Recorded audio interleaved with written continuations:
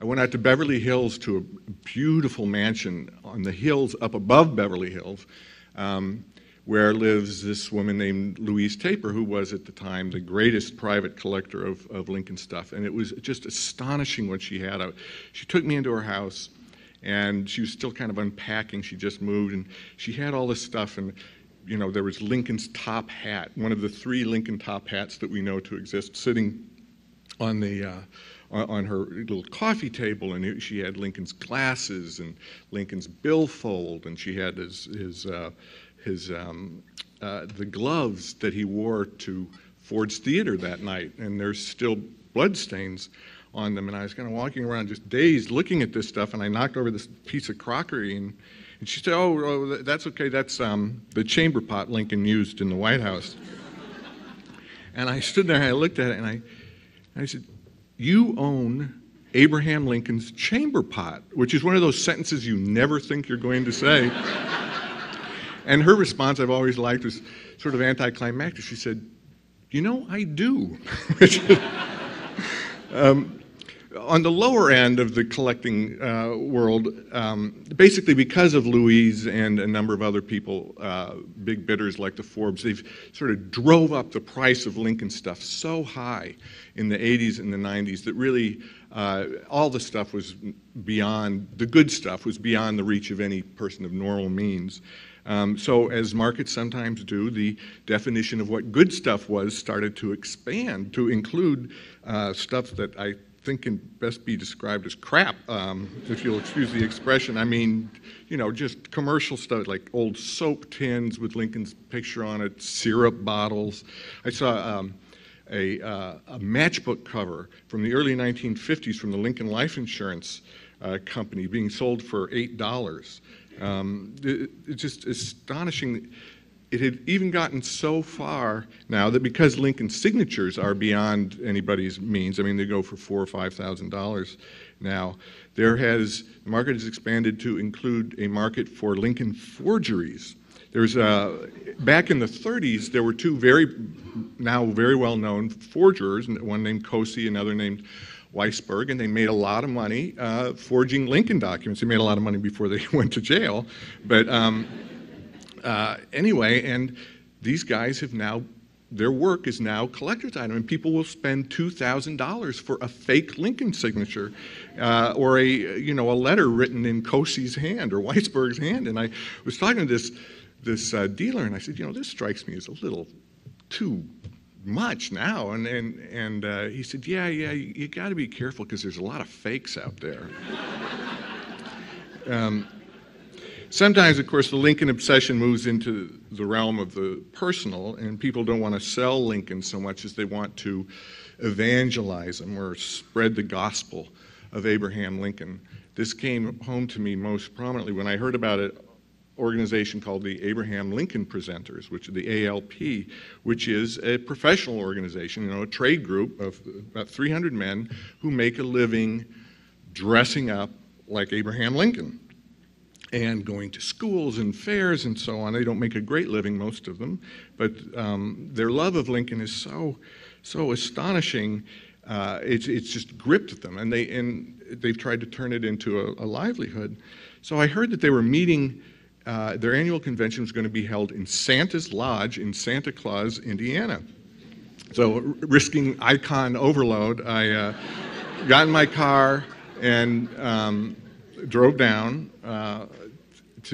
parked my car in the parking lot of Santa's Lodge, and I went in, and there was Rudolph the Red-Nosed Reindeer playing over these tinny speakers and little snowdrifts of cotton balls and animatronic elves at Santa's workbench, and 150 guys dressed up like Abraham Lincoln staring at me, just looking.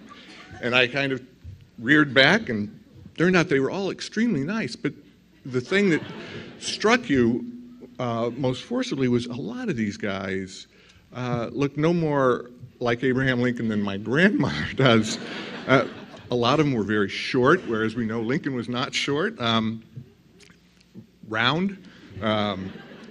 A number of them were bald. And I was talking to this one guy, who was, really was like 5'3", and he's good 250 pounds and bald. And I tried to be very delicate. I said,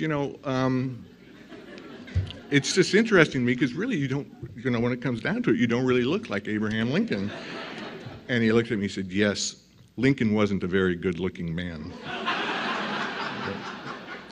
Then, of course, some of them really do look a lot like Lincoln, eerily so. In fact, I was talking to this one guy the last day of the conference, and I'd been watching him all weekend, and he was really astonishing. I mean, he had the height, and his hair was all tousled, and the coloring and everything, the nose, and he even had the famous Lincoln mole right there in the crease of his cheek. And I was telling him, God, I'm really impressed with how you look like Lincoln. You've even got this little mole here. And he goes, oh, you like it? Here. And he pulled it off and handed it to me. And I, of course, didn't take it. And what he had done was he had clipped the eraser off a number 2 pencil and epoxied it on. He said, see, it's already flesh-toned. You don't have to worry about it. Well, anyway, that was just one of the many tips that I picked up from. So I went a lot more places around the country. I was up in Seattle and Florida and Boston, Providence, Rhode Island.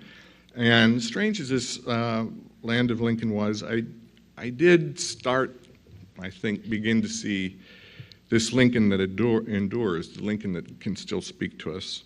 And I talk about this at the end of the book, and the inspiration was a story I heard when I was in Springfield one fall, and about a very old man in his late 80s who'd come to Springfield just a week before I had been there, in fact, from his home in Czechoslovakia. And it turned out he was looking for the same Lincoln I was looking for. And I'll read, if you don't mind, just a part of the story because I want to get it exactly right.